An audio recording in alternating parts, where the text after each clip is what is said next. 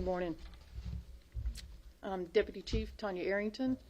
I'm going to highlight some of our stats, give an overall big picture of what we've seen so far in 2023, as well as talk about some of the challenges that we've faced as well.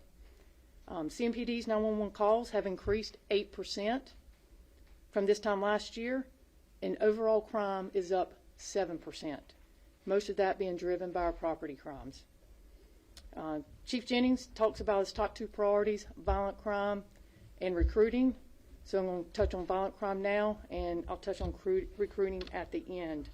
Our violent crime has decreased by 6%, so we're very proud of that statistic. Despite being short-staffed, our officers continue to do an incredible job of balancing our call volumes as well as being proactive in our communities.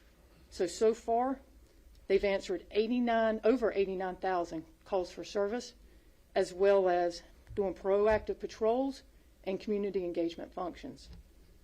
Our overall arrests are up 13%, and gun seizures are up over 12%. We've seized 800 guns, over 800 guns year to date. Once again, this is a testament to the dedication and the incredible work of our officers and civilians.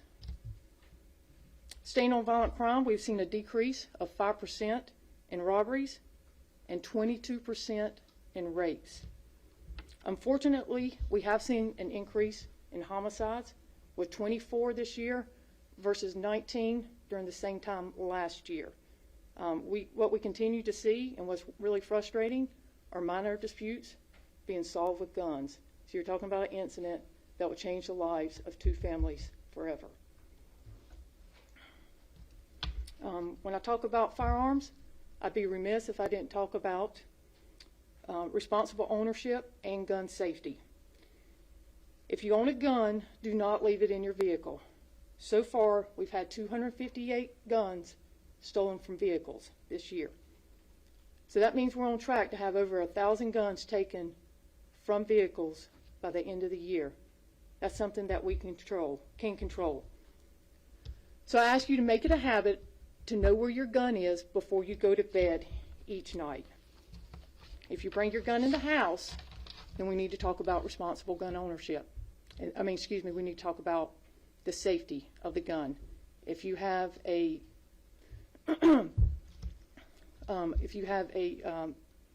gun lock, please use the gun lock.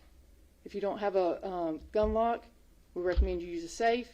If you don't have either one of those, we ask that you take the ammo and separate it from the gun to ensure it does not get in the hands of a teenager or a child. As I mentioned, violent crime incidents are down 6%. Major Sale is going to highlight a large operation that's been conducted, I think it was over a year, that has impacted violent crime, our violent crime hotspots. He's going to touch on auto thefts as well as juvenile crimes. Major Sale?